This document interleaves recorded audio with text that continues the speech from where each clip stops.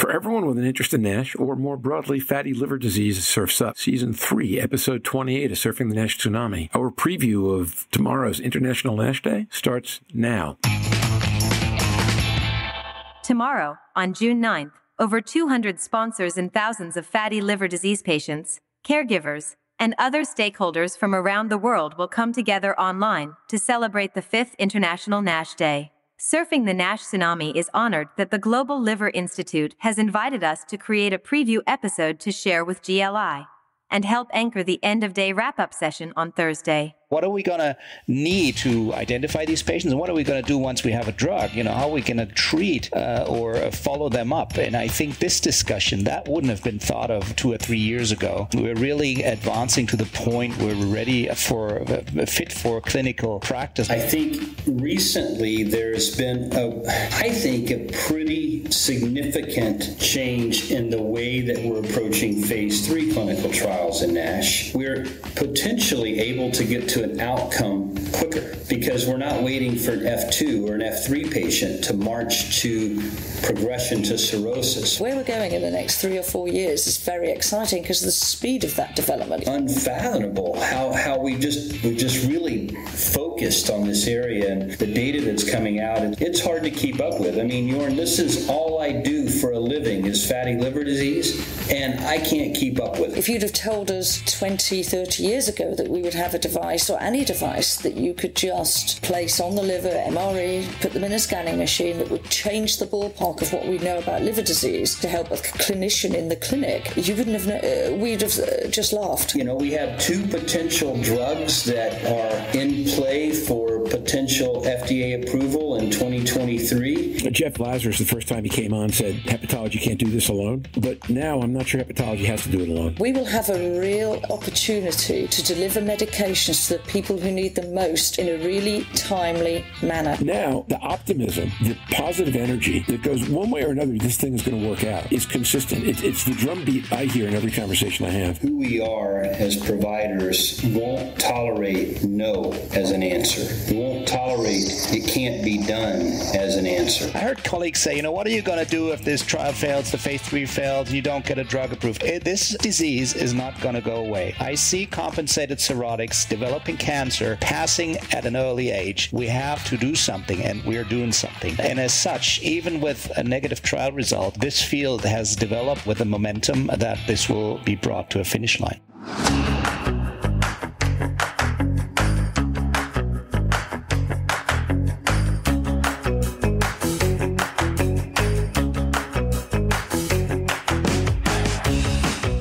Join hepatology researchers and key opinion leaders Professor Jörn Schattenberg and Dr. Stephen Harrison, liver wellness advocate Louise Campbell, and pricing and forecasting guru Roger Green, as they take stock of the most significant changes in fatty liver disease since the last International NASH Day, right now, on this special episode of Surfing the NASH Tsunami.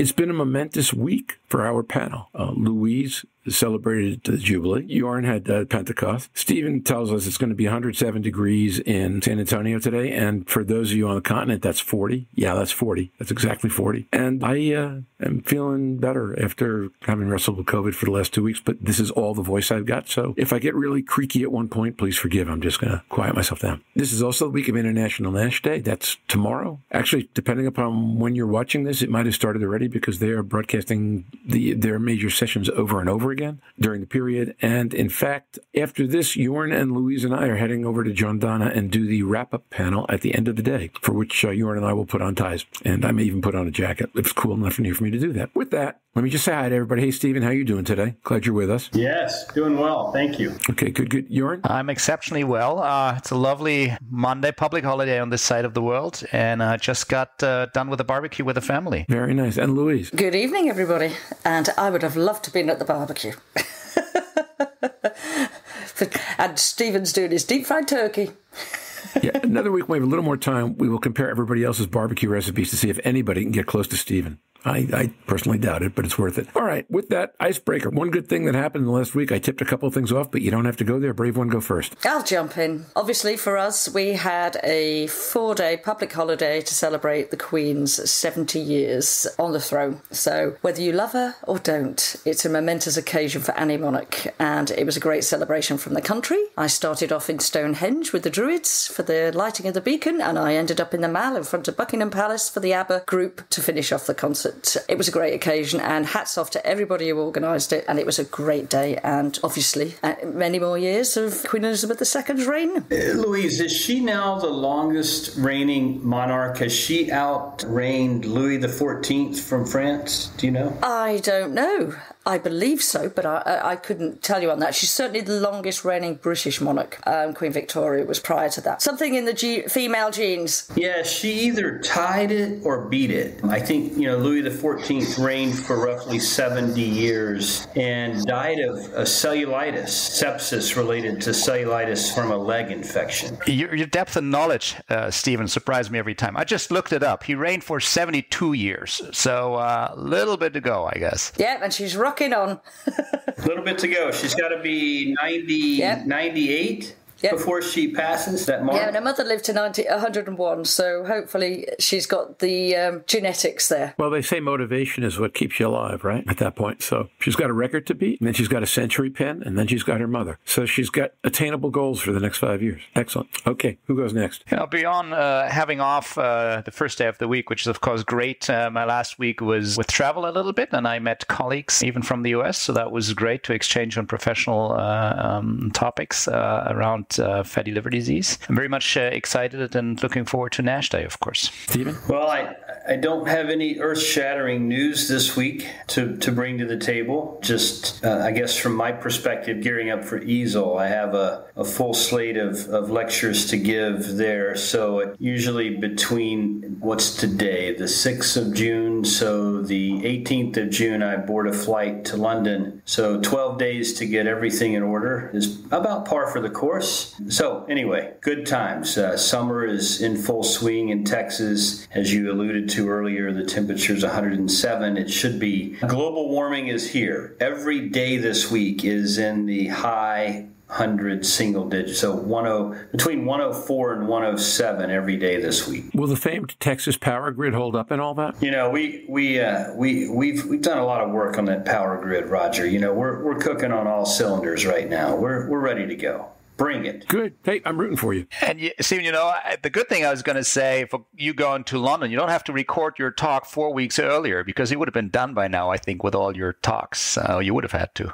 Yeah. Well, there's pluses and minuses to all that, right? The stress of getting it recorded beforehand and trying to get all the data lined up and versus kind of the beauty of giving it live is I could even modify it the night before if I need to. So, but I would much rather give it live. I would much rather be in front of an audience where we can have interactive dialogue. I can take the questions in person. It's just so much better. And what I miss the most is after you give the lecture, all the people that come up and ask questions following that. They didn't want to ask in front of a big audience. And that's where a lot of people I meet for the first time, many colleagues I've met over the years I've met that way, where the first conversation is one that happens after a talk and you become lifelong friends and even develop programs together and that sort of thing. So I'm looking forward to it. I know you're doing a lot of work there as well, Jörn, so I see you're all over the place. Well, I'll be looking forward to see you then. Absolutely. We shall all be there, and we are all looking forward to it. Good news for me this week. Well, the diabetes first episode goes up tomorrow night. This episode goes up Wednesday night, and we are posting a special Thursday night episode, which is that after this, Jörn and Louise and I are jumping over and doing a section of International NASH Day, and we will be posting that as a bonus episode of Surfing NASH on Thursday night. So in a week where normally we put out one thing during the week. We're putting out 3 on successive days. I've told Mike Wilson he's entitled to a gold tape for getting all this stuff edited, and I think that's my excitement, that and the fact that I got most of my voice back. So with that, why don't we go on? It seems to me that increasingly, if there's a holiday for NASH, it is International NASH Day. I think Global Liver Institute has done a really good job of making it a thing in its own right, and an important thing. So in the sense that at the end of the year, it always makes sense to look back and say, okay, what's happened over the past year? I thought what the 4 of us would do today, given that this is the band, is each of us take one thing, one theme for what's happened over the past year that you think is of value or important, and run with it. 3 to 5 minutes, ideally, on opening statement, and then comments and questions, and then we will go next. And Stephen, why don't you kick us off? Sure. I mean, I was thinking this morning a bit about the theme for today's podcast and what's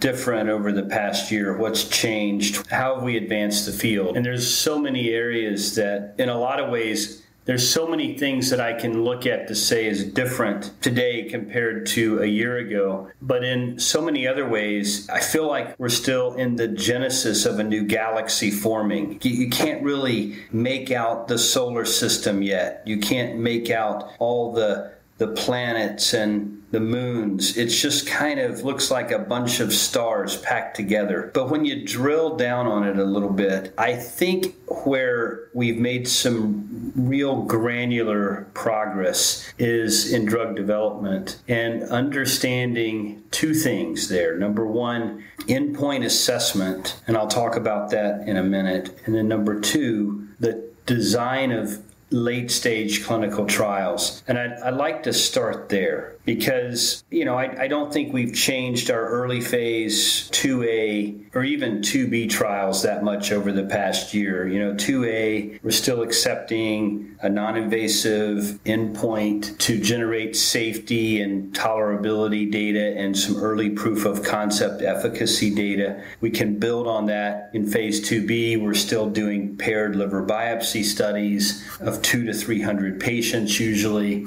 multiple doses, placebo-controlled, and we're incorporating non-invasive tests. But again, primary endpoint, generally histology, and generally it's still NASH resolution or one-stage improvement in fibrosis. However, I think recently there's been a pretty significant change in the way that we're approaching phase 3 clinical trials in NASH, and that is maybe worth expanding on. So if you think back to beta-cholic acid and elafibranor, so the Regenerate trial, the Resolve It trial, even early on the studies with Gilead, the idea being there that you enroll your phase 3 registrational trial in 2 parts. First part is 1,000 to 1,200 patients. That's subpart. That gets you subpart H approval. There's a finite histology endpoint at 1 year or year and a half. But those patients don't stop. You keep following them for a period of 4 to 7 years. And really you're looking for an outcome. And these are predefined outcomes, and you're looking for a certain number of them relative to placebo. So after you get your subpart H, you still enroll another 800 to 1,000 patients. So your total cohort size is,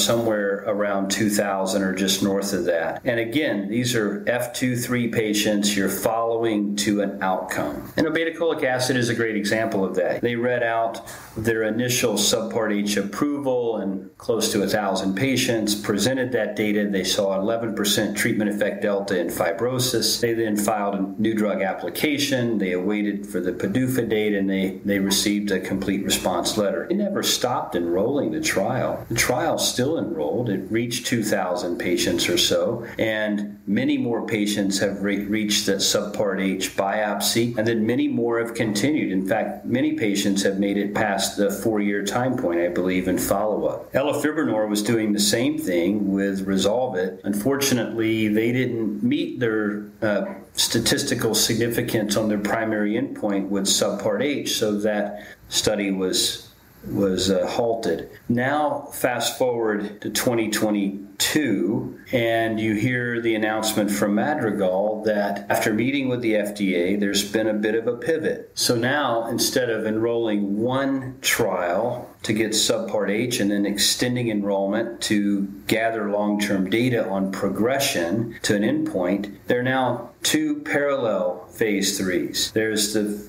phase 3, which is enrolling NASH F2-3 patients that gets you Subpart H approval. It's a 1-year biopsy with dual primary. So you either have NASH resolution without worsening of fibrosis or fibrosis improvement by at least one stage without worsening of NASH. And there will be a yes-no decision based on a p-value of whether or not it looks like that drug might be approved, a new drug application potentially filed if there is that hope, there is a positive p-value, and then we wait for the FDA. But the new part of this is starting a well-compensated cirrhotic study that is considered a phase 3 trial where you enroll patients for the sole purpose of an outcome. The idea being you enroll 700 to 800 of these patients with well-compensated F4 disease to placebo or drug, and you follow them over a 2 to 3 year period, again, looking for pre-specified endpoints. And when you reach that pre-specified number of events, the study's over. There are two things that make that attractive, and I think potentially change the game a little bit or change the way that we look at enrolling these trials. We're potentially able to get to an outcome quicker because we're not waiting for an F2 or an F3 patient to march to progression to cirrhosis, which is the most common outcome. We're not waiting for them to develop ascites, overt hepatic encephalopathy, variceal bleeding, MELD score greater than 15, death, or liver transplant. We're waiting for a cirrhotic population to get there. So the idea being you can get there quicker. But there's another benefit. We don't have to enroll more patients that have F2-3 disease beyond that Subpart H approvable cohort. So you can essentially save on your enrollment in that Subpart H approvable endpoint. You still have to enroll your 900,000 patients or whatnot, maybe more than that, but you don't have to enroll 2,000 in that cohort and then wait forever for somebody to progress. You get your Subpart H endpoint at the same time you're enrolling patients in a well-comp F4 trial. We talked about this last year, but really it took a lot of effort in meeting with the FDA and partnering with the regulatory authorities to come up with this approach. And it's good to see that now that is about to launch. And so when you do that, the other benefit to a trial like that is you have increased alpha spend. There's an ability now to take, instead of NASH resolution without worsening of fibrosis, now you can bring up fibrosis improvement without worsening of NASH. It's not a co-primary. You don't have to hit both. It's a dual primary. It's an either or situation. And you have extra alpha spend because of the way that both trials are designed. So that, I think, is one of the major things I've seen happen this year. And I know I went over my 3 to 5 minutes there, Roger, but I do want to spend a brief moment on endpoint assessment because I think that is something that's still evolving, but it seems to be picking up steam. We have a regulatory body who, by all accounts, is receptive to this notion of looking at modifying endpoints, and we're rapidly generating non-invasive data to help us address that. But in the intervening period, we're looking at ways to redefine our histology a bit, and that's really been pushed forward quickly because of the seminal work that one of the AI digital pathology companies did in connection with a large group of pathologists and hepatologists, and specifically I'm talking about the Journal of Hepatology paper led by Beth Brunt and Quentin Anstey, showing the difficulty in identifying ballooned hepatocytes. And I think that's really catapulted everybody forward towards looking to something that we could use as an alternative for Subpart H approval. I don't have the answer today on what that is, but I can just tell you there is a lot of movement to crystallize that assessment, this new endpoint. We don't know what that is yet, but I'm going to hearken back to the trial design I just mentioned. And that is, at least from my foxhole, from my perspective, the ability to study well-compensated F4 patients is going to, I think, allow us to develop a non-invasive testing endpoint strategy in non-cirrhotics much quicker. And why do I say that? Because we have the ability, I think, in this F4 population to enroll a percentage of patients non-invasively without a liver biopsy confirming NASH cirrhosis. Remember, this is an endpoint assessment, not a repeat liver biopsy assessment. So if we could enroll people non-invasively, let's say they have an MRE greater than 5, we know that's cirrhosis, and we don't need a biopsy then. And because we're looking at an endpoint. Did they develop ascites? Did they develop MELD score greater than 15? Did they develop decompensation, otherwise a transplant or death? That'll also help us understand how the non-invasive test behaves relative to that endpoint, right? So if you have an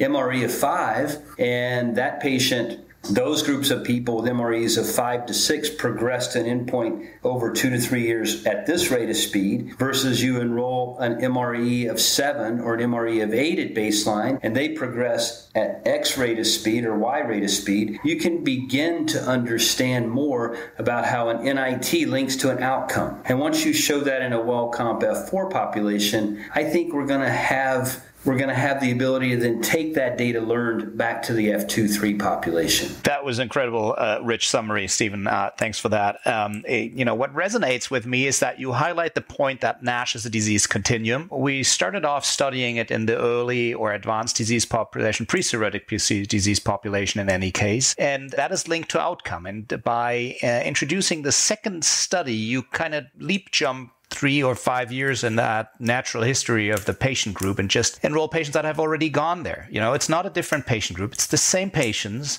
They've progressed down the line. It's not a linear progression, we know, if you talk about the fibrosis burden. So time course can be variable. I fully agree that this is a very smart way to look at the patients down the road and dissect this or disconnect these difficulties we had from, a slowly progressive disease to the endpoints we want to study. So I think for that, these companies that are going this way are really helping us on the way forward. Jörn's right. It's not linear.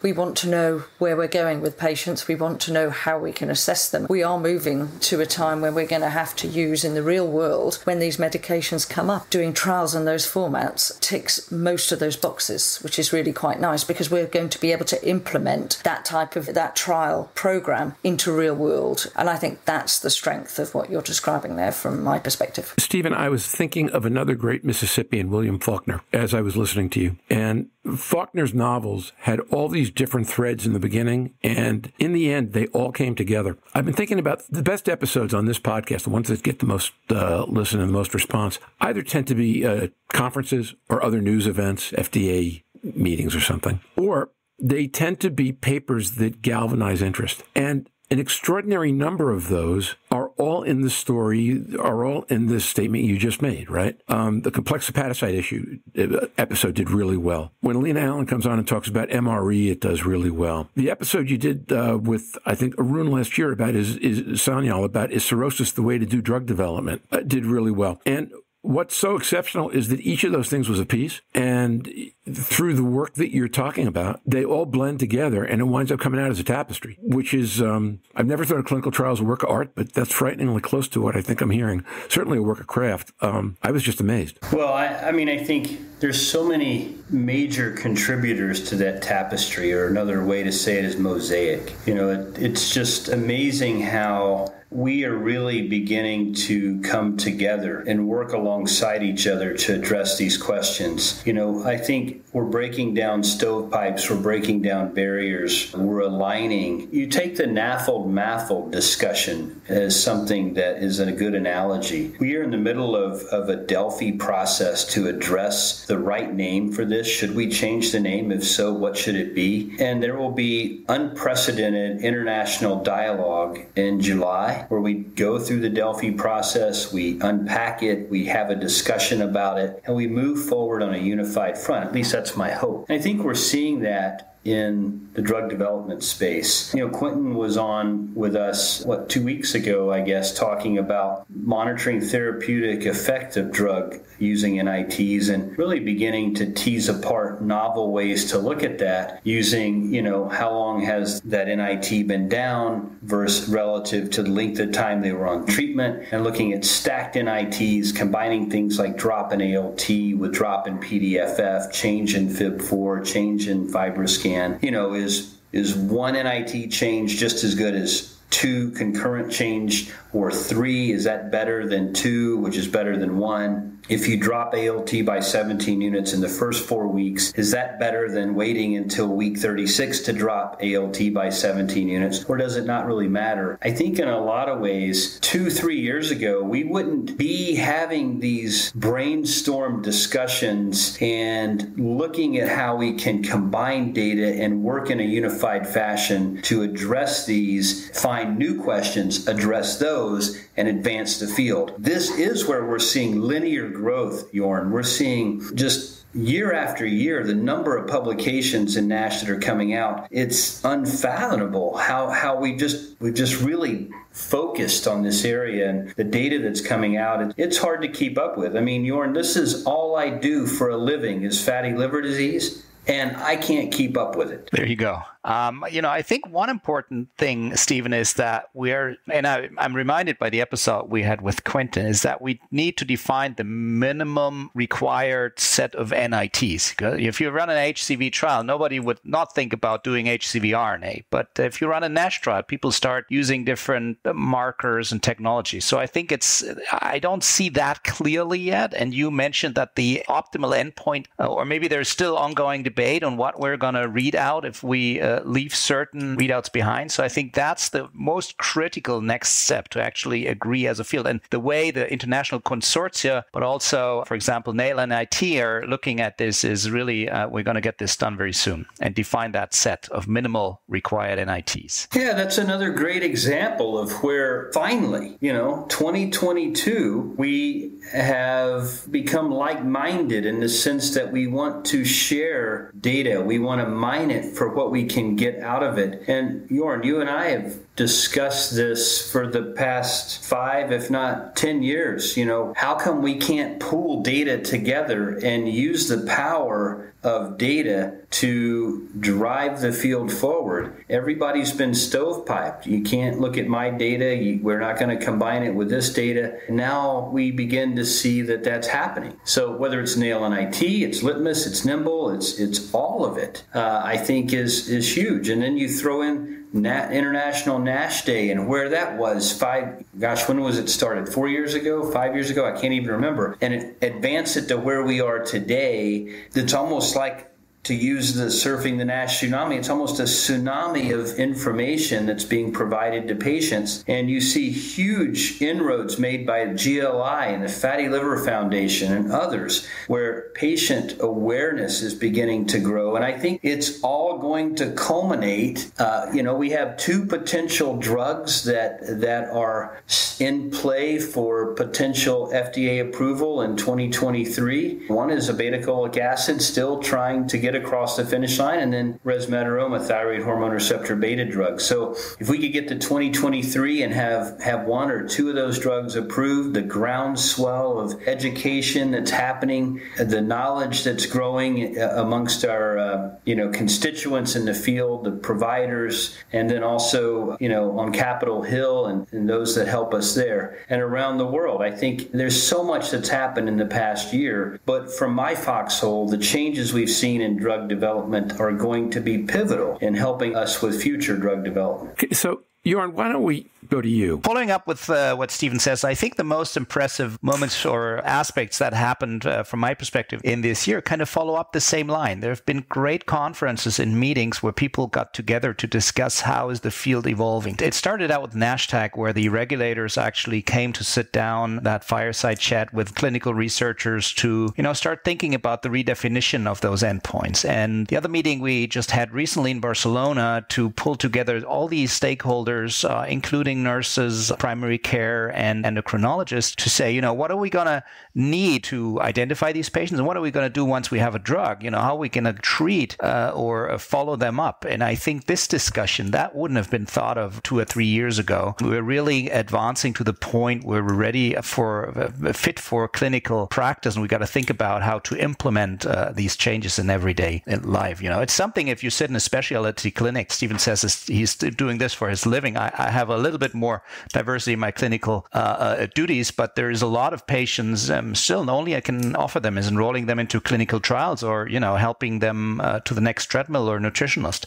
And I think this is going to change very soon, and I feel a lot of momentum in the field on that level. So the idea of momentum in the field is interesting, right? I mean, momentum among the people in the NASH-TAG meeting is one thing, but then getting some excitement out into the broader community is I think, huge. I also think when you talk about that, I also think of things like the ACE guidelines, the idea being that other societies have started to put more messaging out there, the American Heart Association paper, AGA, that more societies have started to put more out there about why this matters. So Jeff Lazarus, the first time he came on, said hepatology can't do this alone. But now I'm not sure hepatology has to do it alone entirely. And I think that reflects energy back on hepatology from the other sources as well. It's an interesting dynamic, I think. Yeah, it's not physicians that have to do it themselves. And one thing I wrapped my head around was the NASH nurse we're talking about. And, something that Louise can maybe follow up on, of course. But we need assistant or supportive disciplines here to really help us tackle this. I think you're right. What we're now looking at is more of a conversation and dialogue with other specialities. But we're also recognising what strengths we've got from within. We've got a lot of very skilled hepatologists, nurse practitioners and liver nurses that we can use that strength to educate and help the patient populations. Also guide into trials, also deliver the medication when they come. That strength has grown, certainly over the last 2 years specifically. Maybe COVID has helped that, and that we can't do it all on our own. I agree. I think only hepatology has to deal with fibrosis. We only use tools predominantly that look at fibrosis because those are the ones that we want to get who are going to have the liver outcomes. We now have toys like FibroScan that involve fat. Fat for me is far more informative than necessarily the fibrosis is if you've got a normal KPA. I talked the other week about Escoptic's new device. We're seeing more and more devices and non-invasives coming into the forum where you can detect liver fat. The strength of that is endocrinology, cardiology. Those are the risk factors further upstream. If you'd have told us 20, 30 years ago that we would have a device or any device that you could just place on the liver, MRE, put them in a scanning machine that would change the ballpark of what we know about liver disease to help a clinician in the clinic, you wouldn't have known, we'd have just laughed. These things have developed. So where we're going in the next 3 or 4 years is very exciting because of the speed of that development. Alluding to what Stephen was saying, we've got so many more people now in the field of fatty liver disease because a lot of people have moved from hepatitis C. We put the army of liver specialists behind hepatitis C, and that worked really well. Now we're doing the army behind the NASH and NAFLD populations. We're starting to reap the rewards on that. So, Stephen, do you have a thought, or should we let Louise go on to her meta idea, or bigger idea? Or maybe that is a bigger idea, but go ahead. Well, I mean, I cannot say anything that Louise needs to say her piece because she usually has lots of very important things to tell us. So I would love to hear what she has to say first. No pressure then. I say lots of things. So, Stephen, I should tell you that my comment last week about military guys acting without bravery, Mike decided to cut that out and not make the episode. He'll do that to this one too. But if you try it a third time, I swear we'll get it. We'll get it in. I promise you, the third time will be the charm.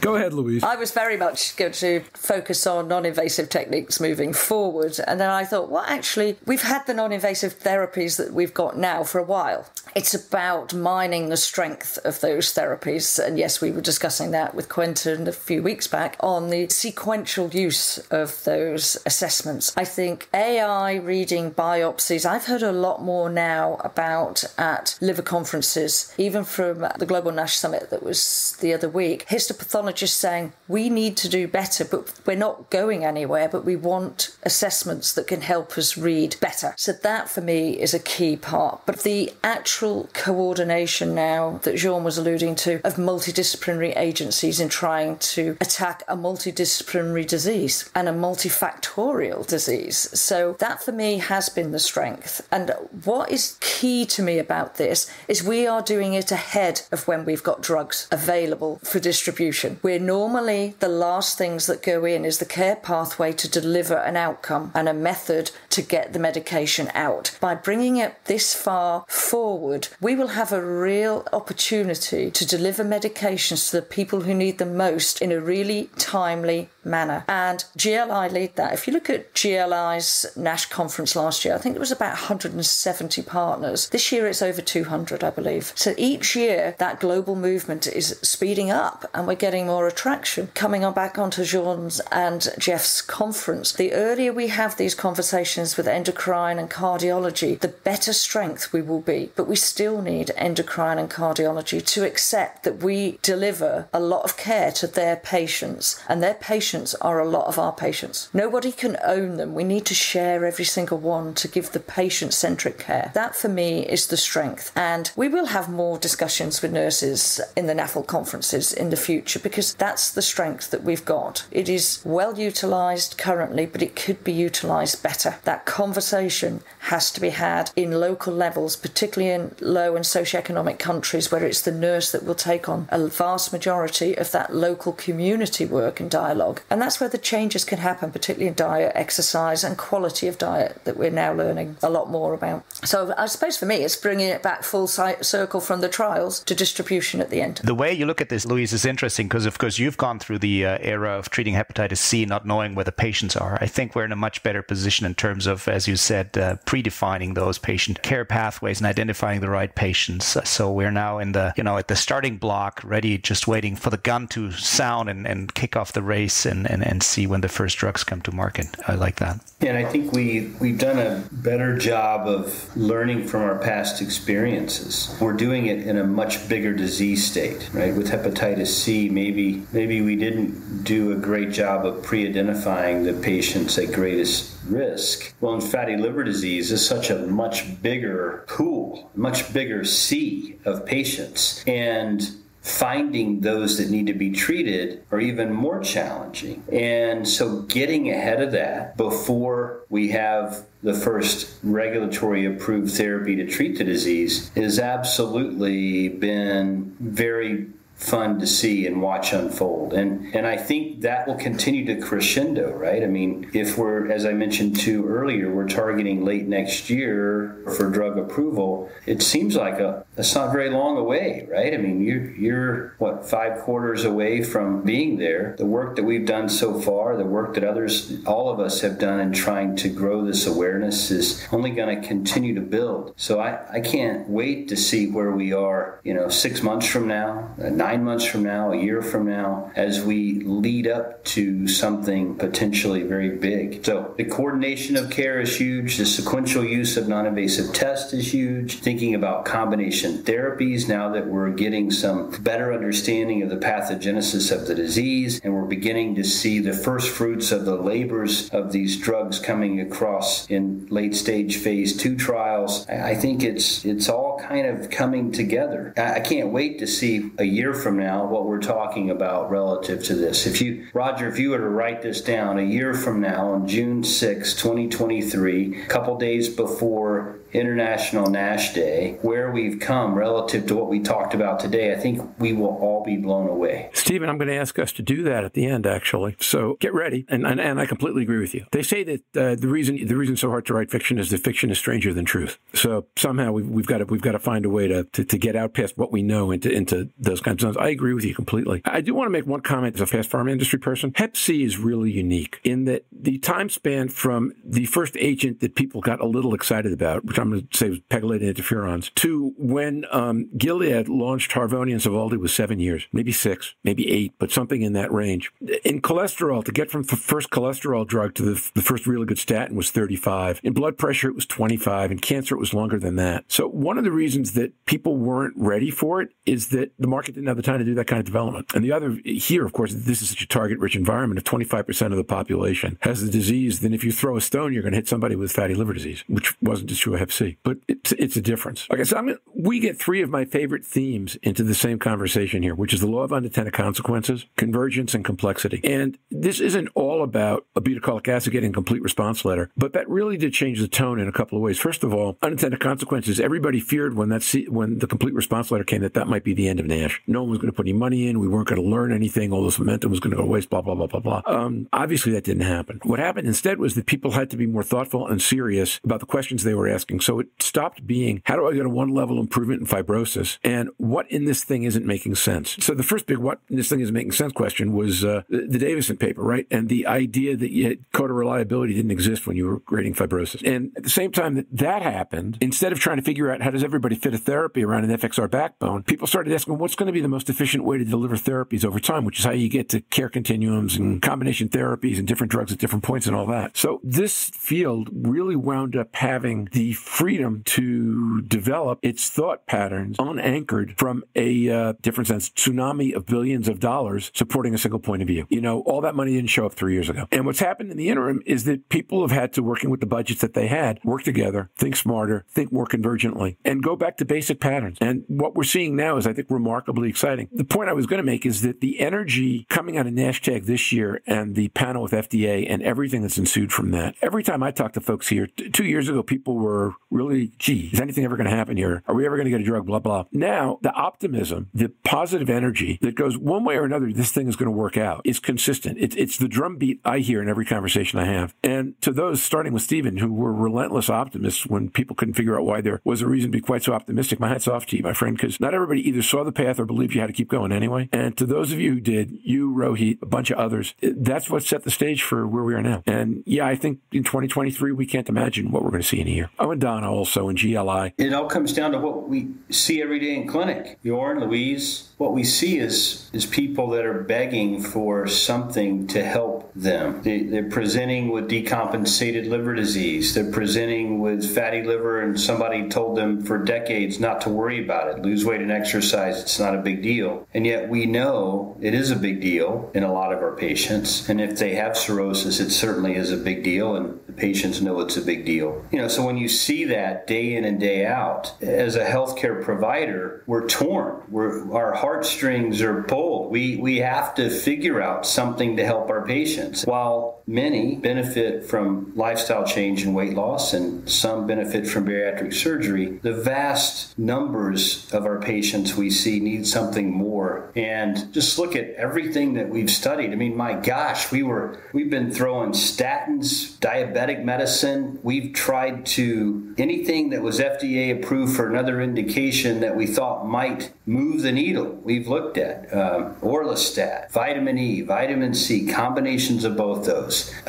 Every SGLT2 inhibitors, GLP-1s, and we see positive results coming out of the GLP-1 field. But who we are as providers won't tolerate no as an answer. We won't tolerate it can't be done as an answer. There's no hill too steep or river too wide to cross. I mean, we have to do it. And what we're seeing now is a little success begets more success. It begets more until we are all riding this wave of energy, and this momentum is just building. It's like a snowball rolling downhill. You can't stop it once it starts, and it just builds and builds and builds. And that breakthrough is imminent. It's coming. Whether it's a breakthrough in drugs, a breakthrough in non-invasives, a breakthrough in our endpoint assessment, a breakthrough in disease awareness and public knowledge, a breakthrough in regulators, a breakthrough with legislators, it's all going to happen. It's just a matter matter of time. Roger, let me just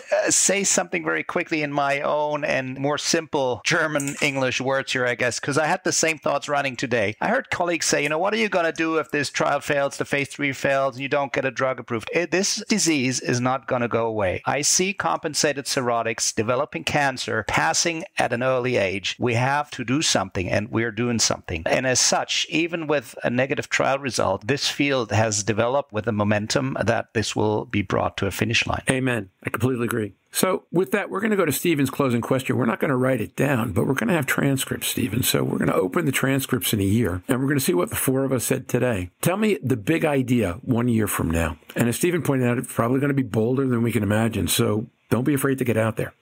So let me go first, or was that an invite to Stephen? I'll say something because the first is always the easiest and they never hit the target anyways.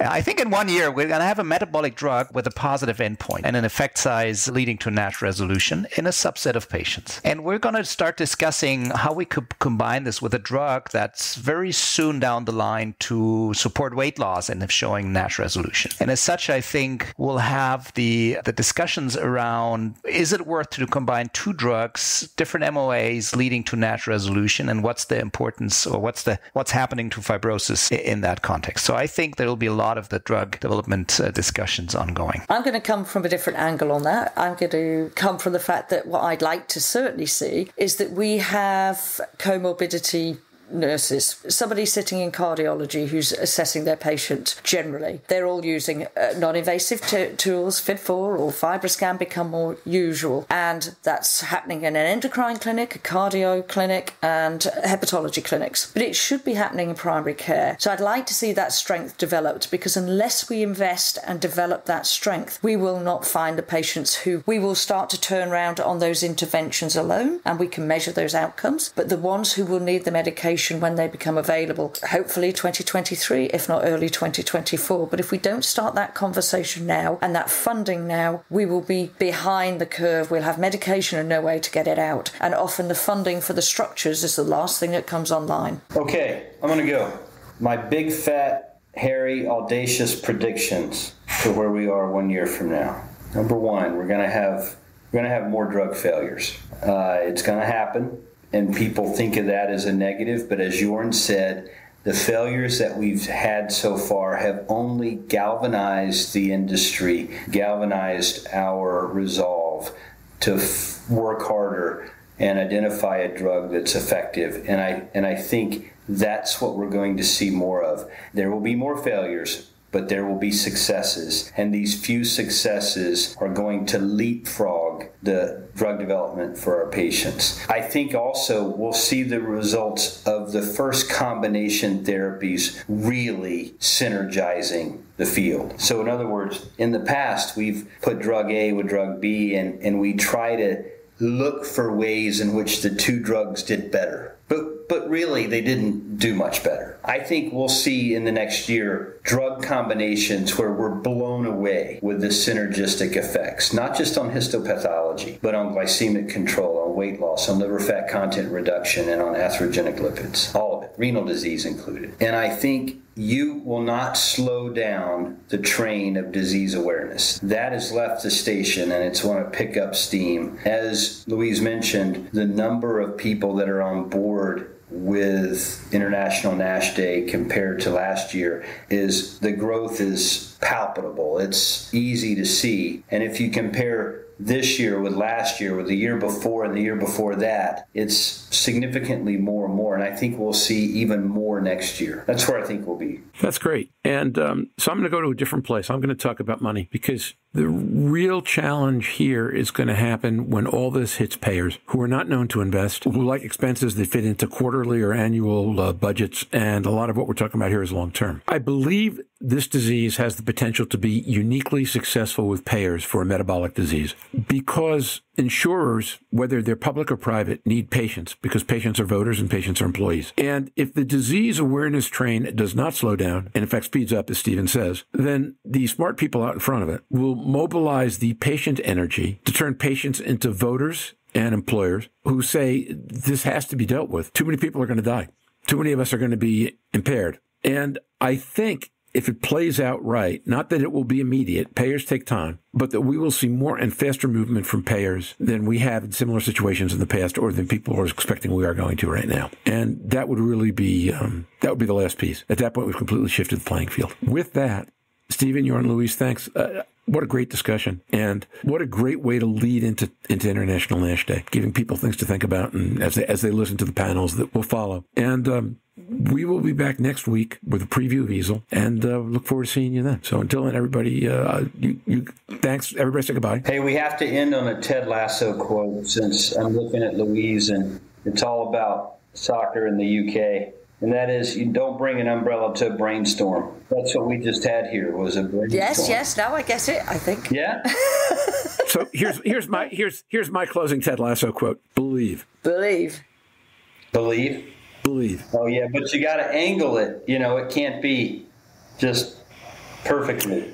Stephen, if this hasn't been the tilted angle for belief, I don't know what is. Okay, everybody say goodbye. And I'll be back in a little bit with business section. I'm going to go get barbecue. Jörn's made me hungry. Goodbye. I had mine already. Enjoy, Stephen. I'll see you guys next week. Take care. Eat hearty, everybody. See you next week. Bye-bye now. And now for the Season 3, Episode 28 Business Report. Slava Ukraini, Heroyam Slava, glory to Ukraine, glory to heroes. It's amazing that it's been over 100 days we've been saying that. And hopefully at some point it will end and end in a good way. Until then, we all need to give witness. Thank you. So the way I've celebrated being mostly over COVID-19 this week was to tackle 3 weeks of work at once, and here are some of the results. The first episode of the NASH Tsunami in Diabetes, Getting Ahead of the Rising Tide, officially posts today. Our first episode features co-host Ken Kuzi, plus our own Stephen Harrison, Kathleen Corey from Harvard, and Massachusetts General, and Kay Pepin from Rosanna and the Mayo Clinic. Conversation focuses on publications over the last 2 years that have demonstrated the need to take fatty liver disease and diabetes patients more seriously. All feedback is welcome, and we begin work on the second episode tomorrow morning. That one will go out late June, early July.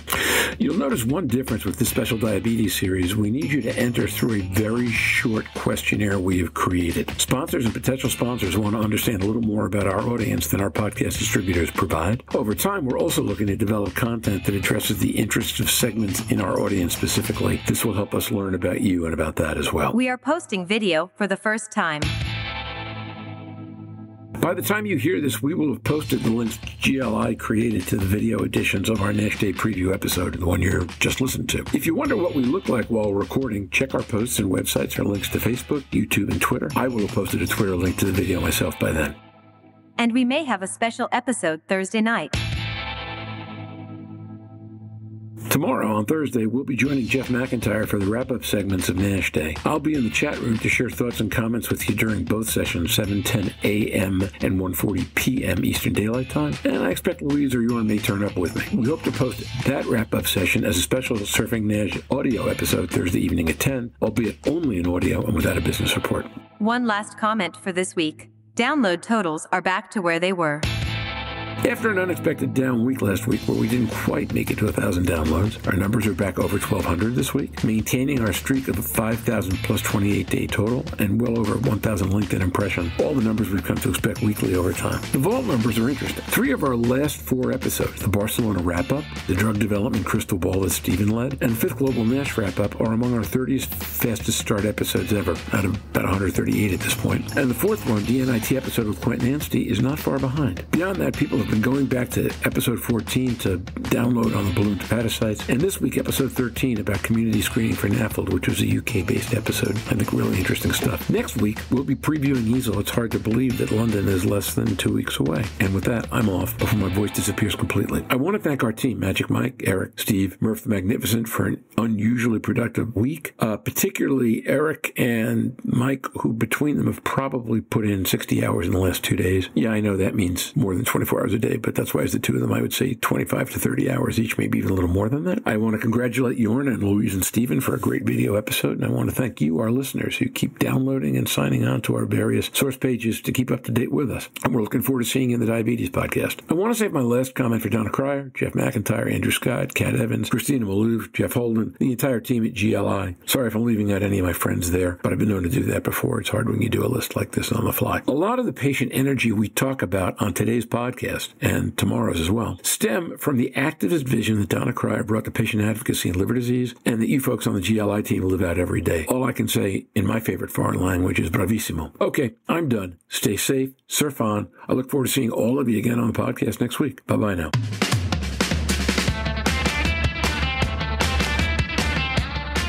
We hope you have enjoyed this special episode. If you want to download the audio version, it will post at our usual time, 10 p.m. Eastern Daylight Time, on Buzzsprout and the surfingnash.com website.